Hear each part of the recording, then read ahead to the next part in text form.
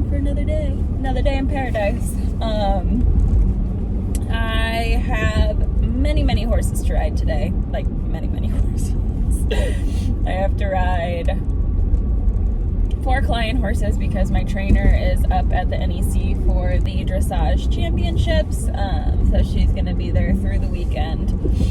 So I am covering the horses and training rides today, so I've got, one more than normal. Figured I would take this opportunity of being in the car when I love to talk to kind of explain the situation with Theo.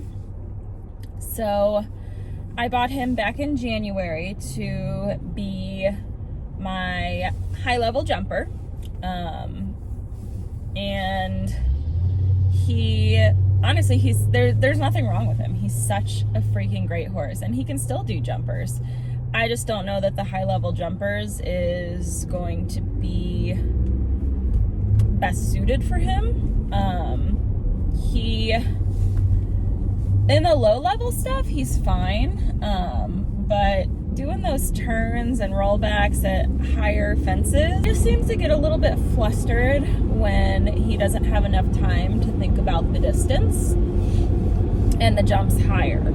So, he can go around a meter 10 course just fine, but if we're getting up to the higher where I kind of want to be, that's not really his thing, and I need the experience to do it now. So that is why I bought Ranita, because she was competitive in the meter 15, meter 20 jumpers. That was her career, and she was up to prelim eventing. So she knows more than me, obviously. So Theo, in a way, was kind of my step-up horse to her. So, long story short, my trainer and I think he enjoys the hunter ring best, at least at a higher level. So, like, if he's doing 3.3, 3.6, he can jump 4 foot with ease, but it just is, he seems more comfortable doing it in the hunter ring, I guess, if that makes sense. So he's too nice, he's so talented, and he's so perfect, and he's just kind of putting around. Like, I don't have time to show him, and obviously I have 10 who we're doing dressage with. Ranita, who's going to be the one to kind of show me the ropes in the higher level jumpers. I think I'll like eventing, but I just don't think that that's going to be what I want to do, which I think Theo would be great as a low level eventer too. I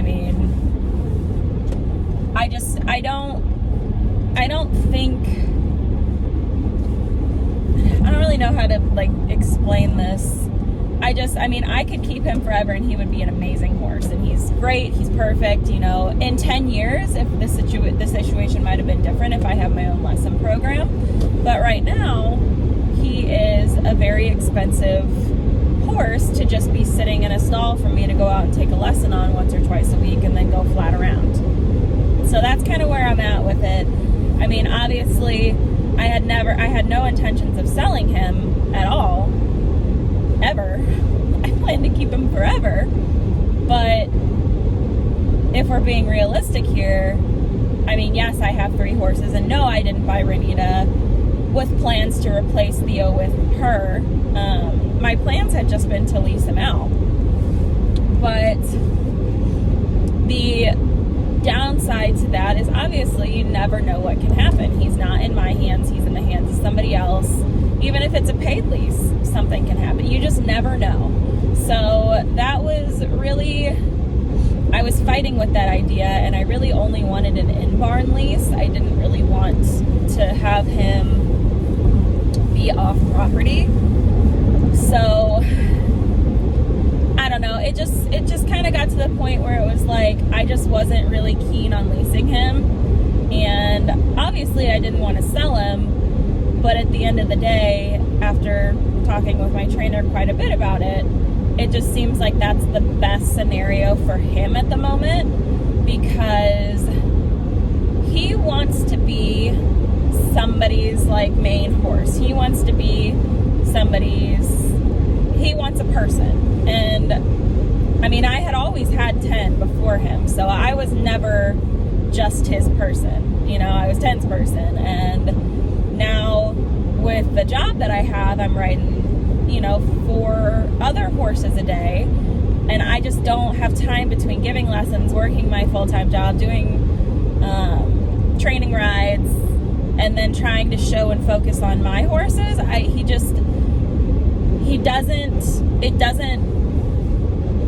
I just don't have time to spend bringing him up in the hunter ring, which is where he seems most happy, because I don't want to be in the hunter ring. So that's kind of what it came down to.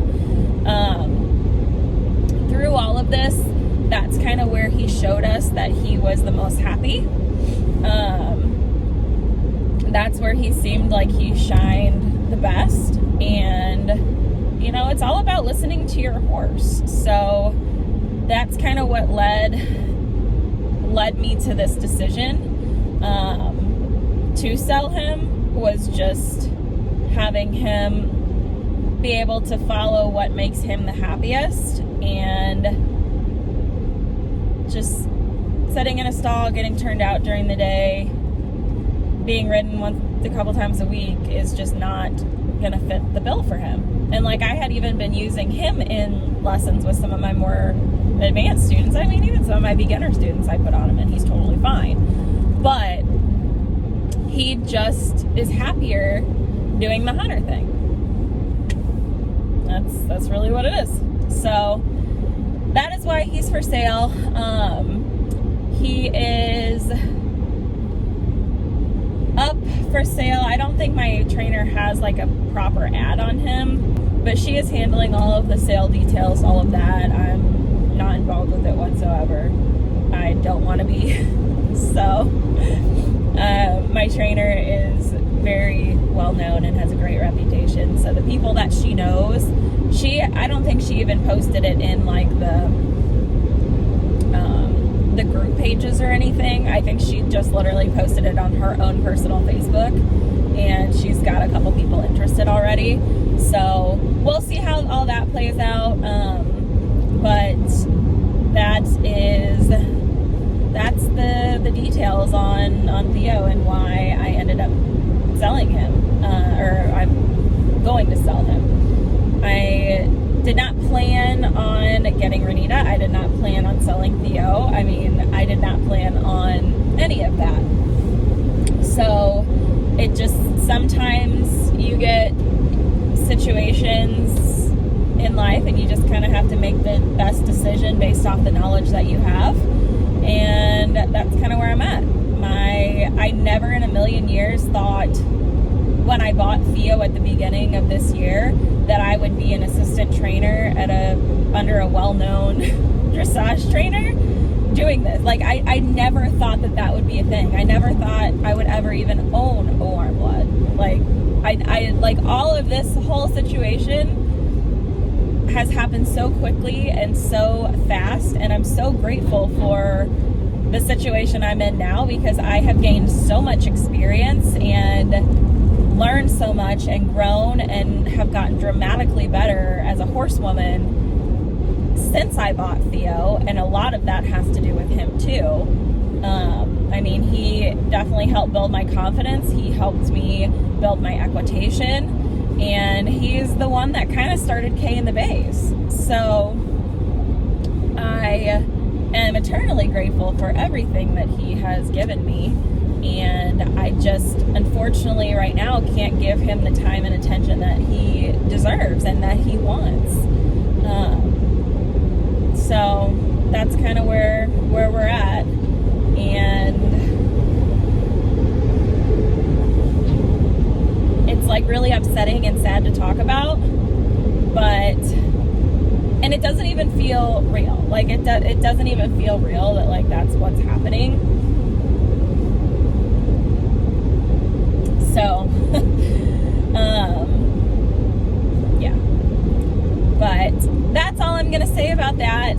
Obviously, I will update whenever things happen, but he is for sale, and yeah, that is the nature sometimes of the horse world.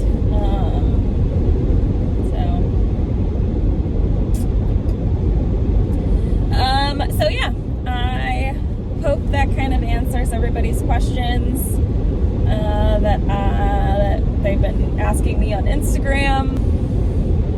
Yep, so we're almost to the barn. So I'll see you guys when we get there.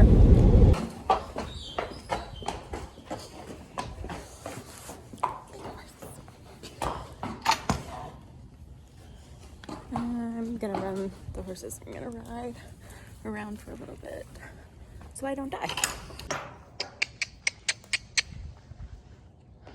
Come on, buddy.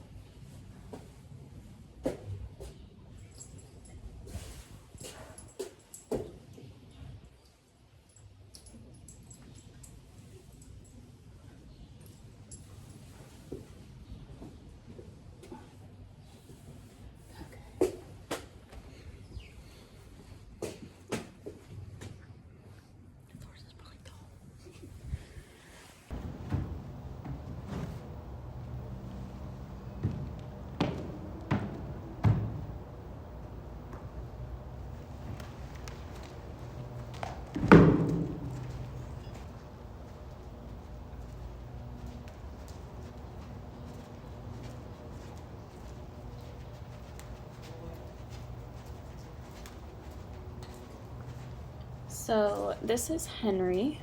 Henry is I think he's 14 years old. He is a thoroughbred. I don't know if he raced or not, but I think he's about 17.3, in between 17.3 and 18 hands. He's a big guy. He is one of the boarders horses, and he gets ridden, I think, like once or twice a week maybe in training rides. He's definitely one of my favorites to ride. He's so smooth. He's such a great horse. I really enjoy riding this guy. But yeah, enjoy the clips of me and Henry.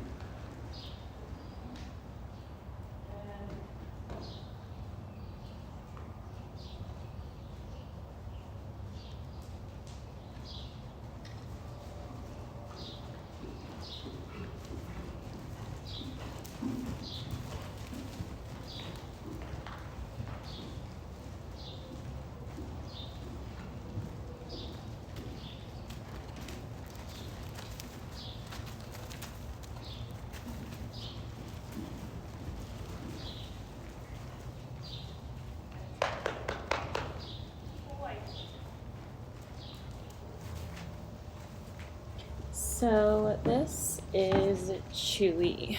Chewy is in his 20s, I believe. He is a thoroughbred. I think he raced, but I don't know much of the details on him.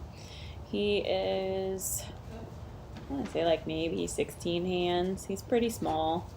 His owner's an older woman. She owns him and another horse at the barn, Patches, that she has both in training rides. I would say out of all of the horses I have in training rides, he is definitely the most difficult.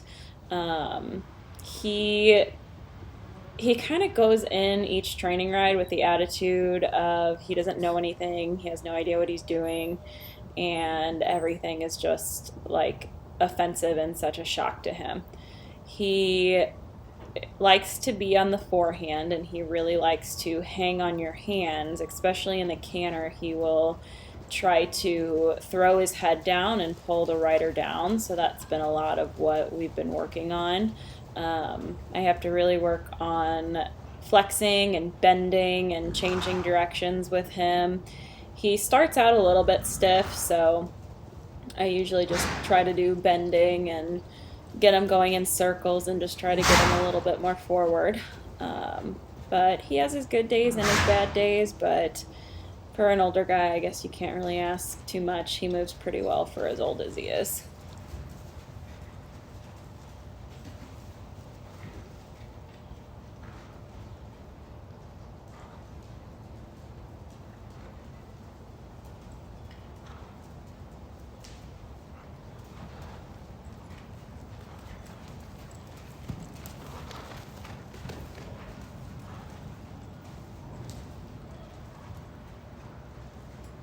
He is kind of one of those horses that wants attention 24/7, and for him, negative attention is better than no attention at all. So riding him is kind of just like a constant argument in the sense of him just bracing against your hands. He's a world of a difference from when he first got here. He, I think, was sitting in a pasture for like 6 years and hadn't been ridden, hadn't done anything. So he's been in training with Debbie for a while, and he's come a long way. He still has a lot more progress to make, but he is doing very well for where he was at before. He just needs to kind of lose the attitude, if you will. But that's pretty much just Chewy.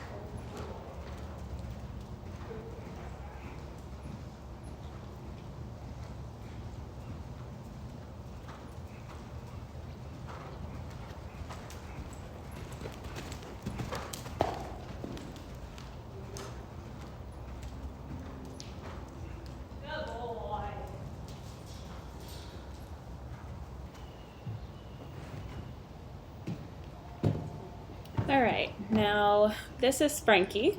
He is a thoroughbred as well. I don't know how old he is. I think he's in his mid-20s, but this particular horse is very interesting. So the minute you get on, you can see he's obviously kind of takes off from the mounting block in preparation for contact. So the first couple minutes, if you grab a hold of the reins, and I'm asking him to come down, so he's listening there, but the minute you try to add forward pressure with contact, he has a mental breakdown.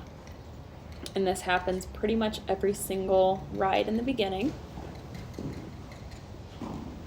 So you can see I'm asking him to go forward, but also kind of keeping the pressure. I'm just staying calm, staying quiet, staying consistent. I'm kind of giving him a little area that he can be in. And as you can see, he's not having it. And again, this is what he does every beginning of the ride.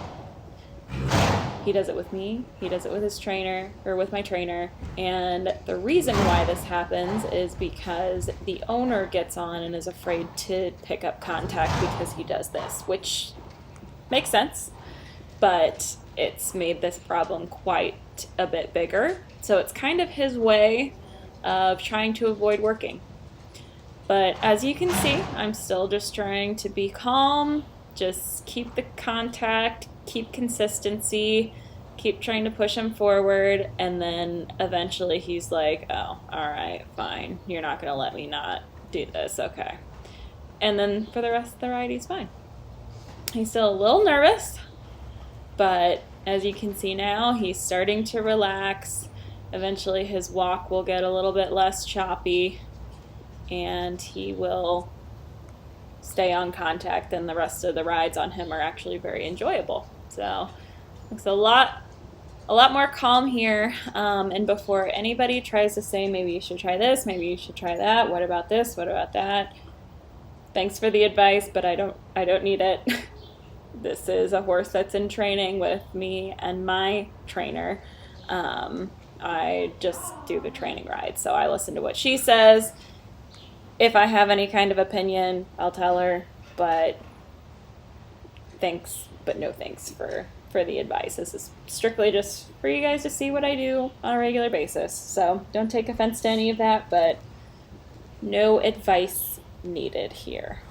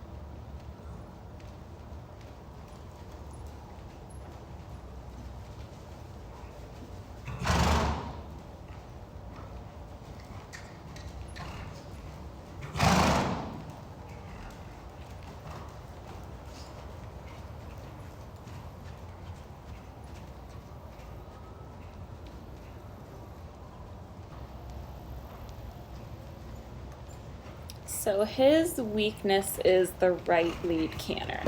When I first rode him, it literally felt like there was a horse in front and then a different horse attached behind. And he really tends to throw his haunches in, as you can see here. So I'm almost leg yielding to the outside to get him straight.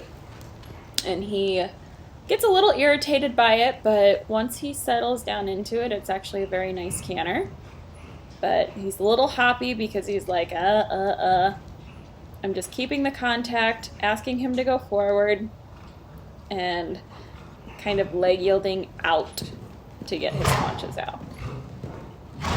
And eventually, he'll get it and he'll calm down. It's kind of like 10 in the sense where when he feels unbalanced or if he feels like he's not doing it right, then he gets really stressed and nervous, which is a good thing for a dressage horse to be unhappy when they're off balance because they want to be in balance. But for him, it's more so he's just older, so it takes him a little bit longer to be able to work through some of this stuff. And yeah, so that's where he's at.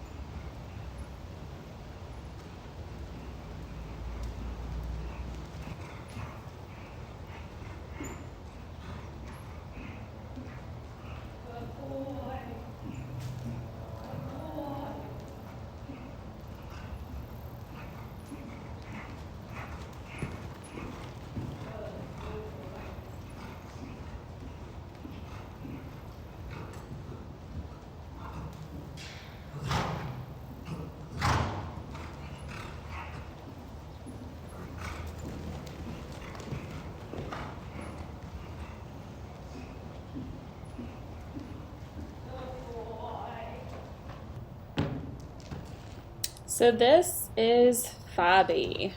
His registered name is Pheromone. He is actually owned by my trainer, and he is leased by a woman at the barn, Debbie. Fabie is currently competing with her in 4th level, I believe. He absolutely would have been a Grand Prix horse. The only issue is his lead changes, which you'll see later on in the video. But he is one of my favorites to ride because he's so schooled. He has taught me so much in the time that I've been riding him. He's so talented.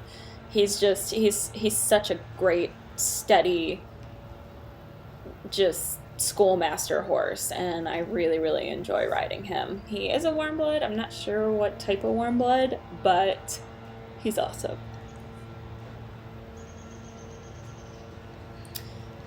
With him, we really try to work on trying to bring him down and stretching. It's hard with him because the woman who leases him doesn't quite know how to do it, so he kind of goes around a little tense, so it's a lot to work through. We can get him down and stretching and not bracing after like 2 rides with Debbie, or 1 ride with me, 1 ride with Debbie. My trainer and the lady who is leasing him, also her name is Debbie, but otherwise he's really good. He's to get him to stretch down, you kind of flex to the left, flex to the right, slip him the reins a little bit, and he'll come down. His only issue is just staying there. So that's kind of what I try to work on with him. He does have a very large trot, and it's very bouncy. So the first time I rode him, I was like, oh my god. It's really hard to sit. My sitting trot on him is not the best, so don't judge me.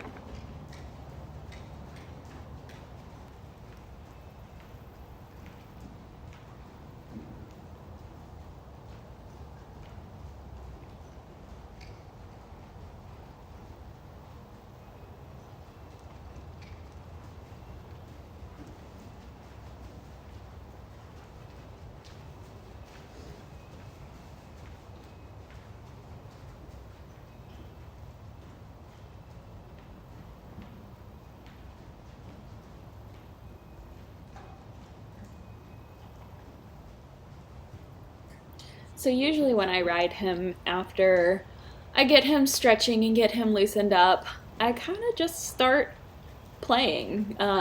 Just start asking things of him and seeing how he does them, like haunches in, shoulders in, half pass, leg yields.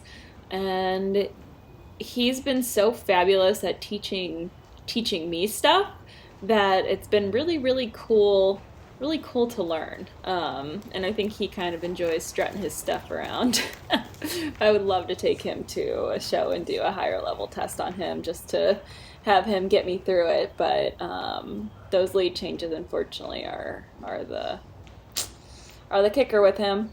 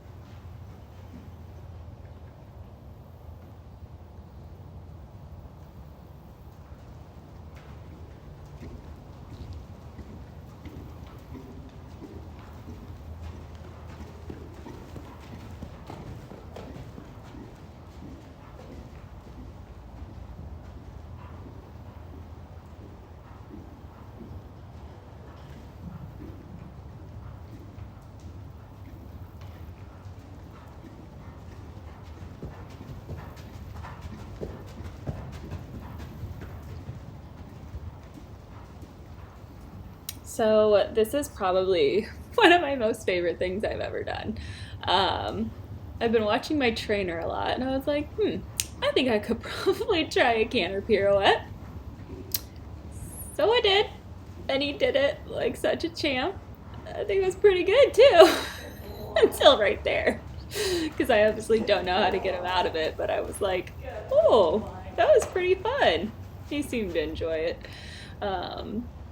I don't know if I did it right or not, but it looked pretty good back from the video. Obviously, that's the first time I've ever done that before, ever, and I thought it looked pretty okay.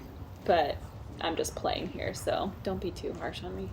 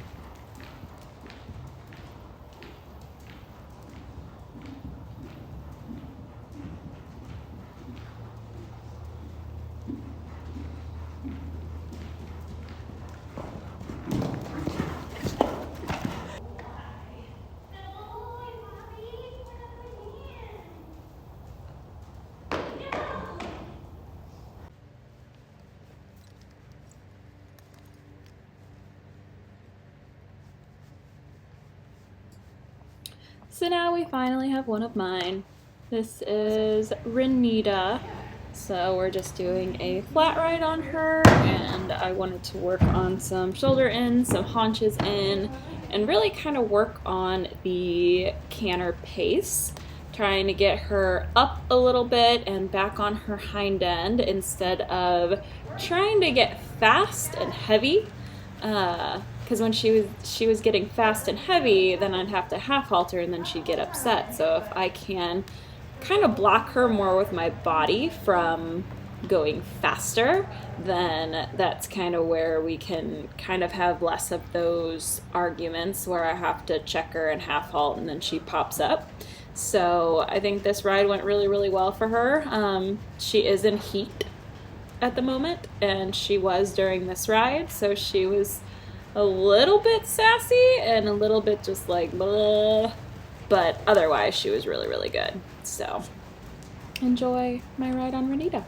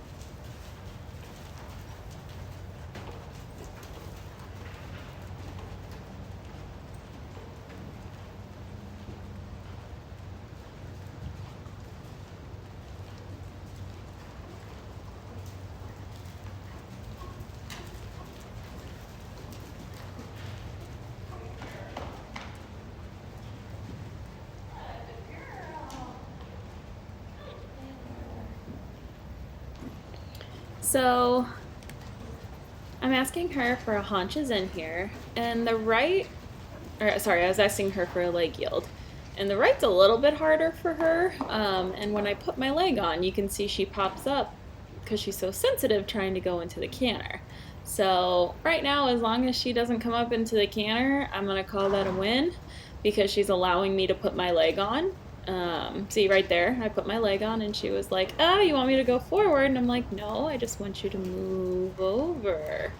So we kind of have a little bit of an argument here, and she's definitely not quite listening when I'm asking for the leg yield, but it's still a work in progress. And then my Starbucks came.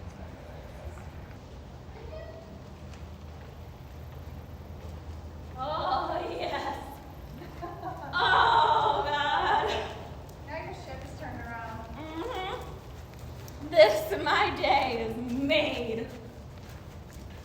I had a delicious pumpkin cream. Those couple bites were just fabulous.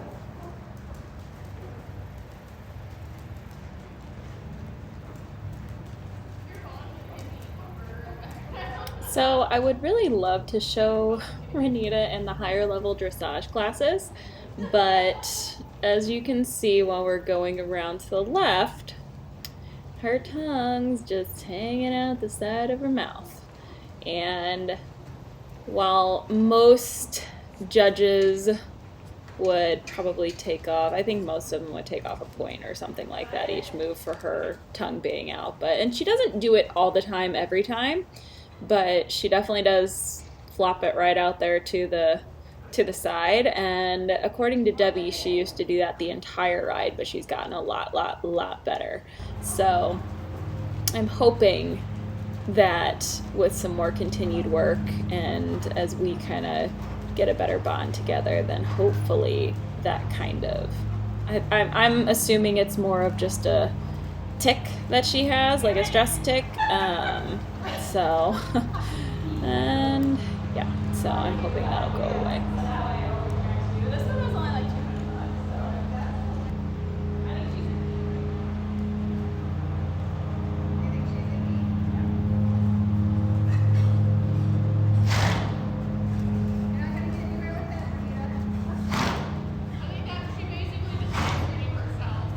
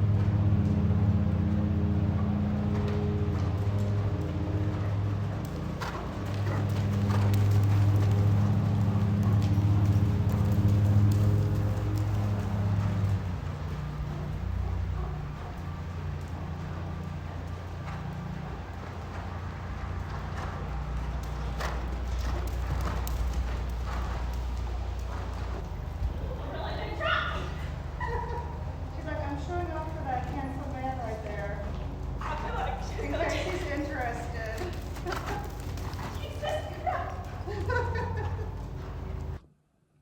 Okay, so I'm going to end this vlog, this day, this whatever here, because I have some packages that showed up. So I'm going to go film another part of a tack haul that I've been filming. So I'm going to do that real quick so I can open everything, and then I guess I'll see you guys in my next video. I hope you enjoyed seeing a day of riding a bunch of different horses.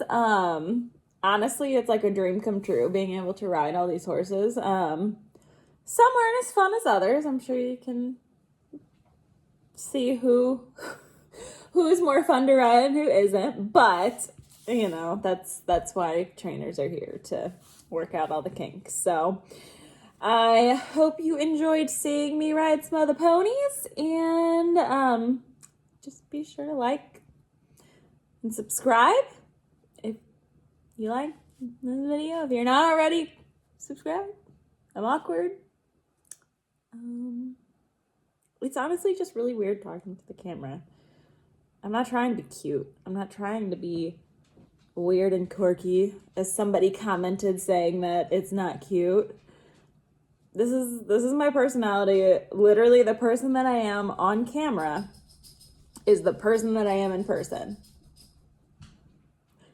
Anyone, any of my friends, any of my family, anybody can, I mean, even if you've met me in person or you know me personally, this is how I am. So it's not fake, honey. I'm sorry. I'm just really cool. But anyway, be sure to like and subscribe and comment down below. I love responding to everybody. And hit the notification bell if you'd like to be notified when I post videos, which hopefully are getting more on the what's the word for it? Consistent. They're getting a little more consistent. But yes, I will see you guys in my next video. Bye.